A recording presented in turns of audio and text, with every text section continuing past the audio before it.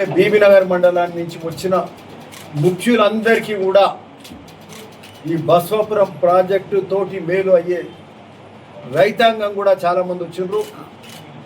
అందరికీ కూడా నమస్కారం. పాత్రికేయ మిత్రులకు నమస్కారం. ఈరోజు ఇది చాలా శుభదినం, చాలా శుభదినం. ఇది చాలా గొప్ప కార్యక్రమం, ఒక పుణ్య కార్యక్రమం అని కూడా చెప్పొచ్చు ఈరోజు.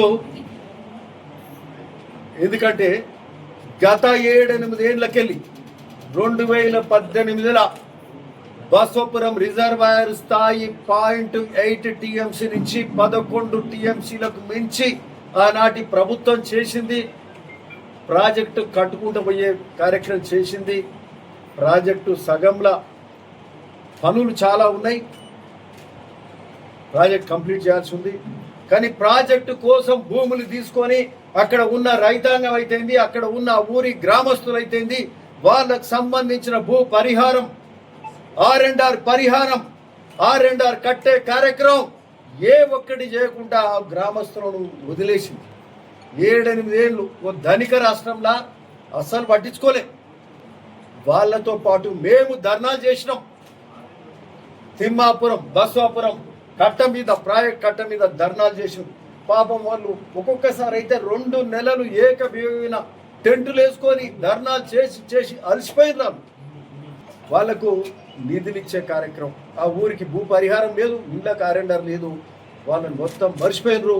ఆనాటి ముఖ్యమంత్రి కేసీఆర్ కానీ కేటీఆర్ కానీ ఇక్కడ స్థానిక ప్రజాప్రతినిధి గత ఎమ్మెల్యే అసలు ఆయనకు పట్టనట్టే ఉండే. అది మాకైతే అర్థమే కాలేదు. ఆ రోజు 10 ఏళ్ళు ఎమ్మెల్యే పదవి, 10 ఏళ్ళు ఎమ్మెల్యేగా ఉండి మరి అట్లాంటి ఆ ప్రాజెక్టు పక్కకు పెట్టి ఆ ప్రాజెక్టు మిగిలిపోతే ఆ ప్రాజెక్టు కార్యక్రమం కూడా పెండింగ్ అట్లనే ఉంది. ఇంకా పనులు చేయాల్సిన అవసరం ఉంది, అది పక్కకే పెట్టింది. ఈరోజు మనకే కాదు, రాష్ట్ర రైతాంగానికి, రాష్ట్ర ప్రజలకు పాత్రికేయుల ద్వారా తెలియజేయాలి. ఈరోజు మేము తిమ్మాపురం గురించి గత సంవత్సరం కింద 30 కోట్లు ఇప్పించినాం. 30 కోట్లు రైతాంగం అంతకుముందు 7 ఏళ్ళు ఇయ్యలే, పట్టించుకొని అంతకుముందు 30 కోట్లు ఇస్తే పాపం ఆ తిమ్మాపురం వాళ్ళు ఎంతో సంతోషపడ్డారు. కానీ మిగతా ఇంకా ఇవ్వాలి, ఇంకో 50 కోట్లు ఇస్తే, 70 కోట్లు ఇస్తే మిగతా ఆ స్ట్రక్చర్స్కు, పాత స్ట్రక్చర్లకు డబ్బులు వస్తాయి. ఇక్కడ హుస్నాబాద్ పోయి R&Rలో ఇల్లు కట్టుకుంటారు. మరి ఆ కార్యక్రమం చేయలేదు. ఈరోజు మనం 30 కోట్లు ఇచ్చినాం. ఈరోజు ఈ మధ్యలో అడిగితే మాకు 30 ఇప్పిర్రి, 50 ఇప్పిర్రి, ఇంతో అంతో మాకు మేలవుతుంది అని వాళ్ళు కోరుకుంటారు. మేము కూడా ఈ 50-100 రాకపోతే అని కొన్ని ఒక వర్క్స్ కూడా మీకు అందరికి ఇస్తాం. ఈ బ్రిడ్జిలు కానీ, సంగం బ్రిడ్జ్ కానీ, జూలూరు బ్రిడ్జ్ కానీ, నిన్న ముఖ్యమంత్రి గారిని కలిసినాం. మాకు ఇంకా 2 బ్రిడ్జిలు ఉన్నాయి, మూసి మీద ఒక్క బ్రిడ్జ్ కూడా పెండింగ్ ఉండొద్దని చెప్పినాం. మా డిమాండ్, మా అవసరం అది, మా ప్రజల అవసరం. మాకు జంపల్లి ఇంద్రియాల బ్రిడ్జ్ కావాలి, మాకు సూరపల్లి శివారెడ్డిగూడెం బ్రిడ్జ్ కావాలి, మాకు వరకుట్పల్లి పొద్దుటూరు బ్రిడ్జ్ కావాలి, జూలూరు బ్రిడ్జ్ కావాలి, సంగం బ్రిడ్జ్ త్వరగతిన అయిపోవాలి, శివయ్య టెంపుల్ మంచిగా తొందరగా కావాలి, ఇంటగ్రేటెడ్ స్కూల్ కావాలి, బసవపురం తొందరగా ఇది అయిపోవాలి. మాకు హ్యామ్ రోడ్ల కింద ఇది ఒలిగొండ చిట్టాల రోడ్ కావాలి. మండలంలో ఉన్న మిగతా గ్రామ పంచాయతీ కింద కూడా పంచాయతీ రోడ్లు హ్యామ్ రోడ్ల కింద కావాలి. అవి ఒక 200 కోట్లు రాబోతున్నాయి. ఇవన్నీ మాది ఒట్టొట్టిగా లేదు లెక్క. ముఖ్యమంత్రి గారు త్వరలో వస్తారు, మా దగ్గరికి భువనగిరి వస్తారు, ఇవన్నిటిని కూడా ఆవిష్కరిస్తారు. 15+ అవి PRE కూడా మొదలు పెడితే ఏ స్థాయిలో ఉంటాయి మా వర్క్స్ అవి అయినాక ఇక మీ లిస్ట్ కూడా ఇవ్వండి, చూద్దాం. ఓ రోజు డిబేట్ పెట్టుకుందాం, ప్రెస్ మిత్రుల మధ్యలోనే డిబేట్ పెడతాం.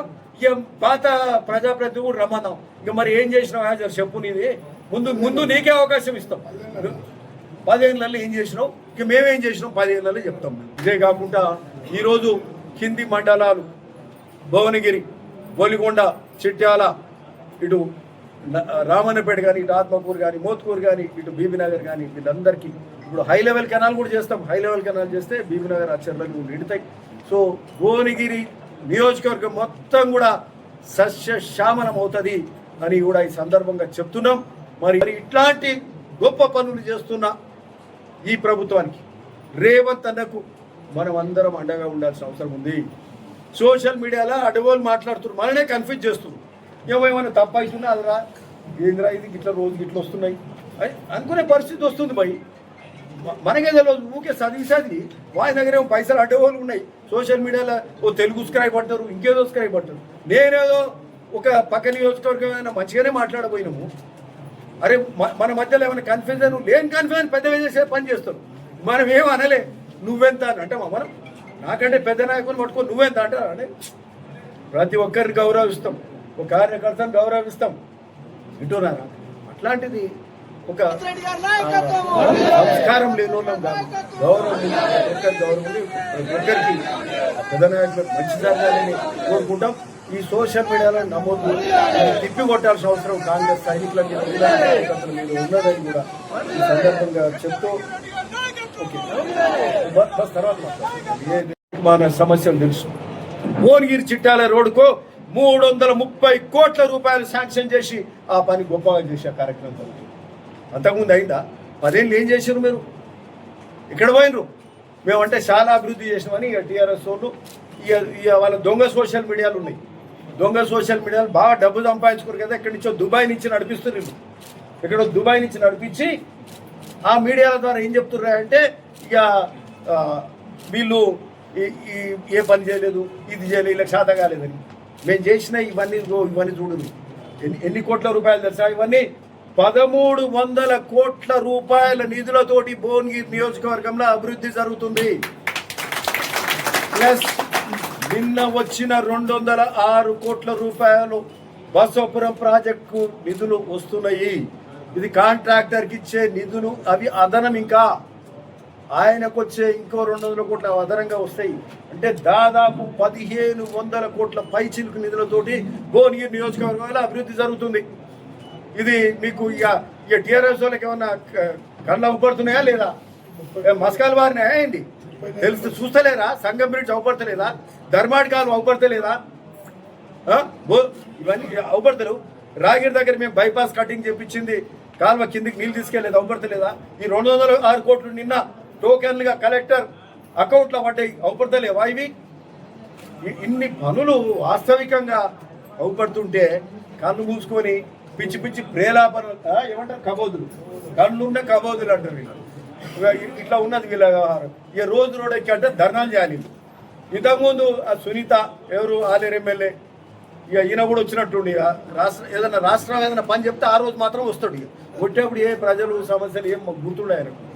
అందరు పోయి అక్కడ కూర్చోండి, ఆయన ధర్నా చేయండి, వచ్చేది ఎలక్షన్ వస్తుంది, ఎమ్మెల్సీ ఎన్నిక, మా రాకేష్ వస్తాడు, రాకేష్ రెడ్డిని గెలిపించాలి, కాబట్టి మీరంతా పోయి కూర్చోరంటే వాళ్ళు వచ్చి ధర్నా చేస్తున్నారు.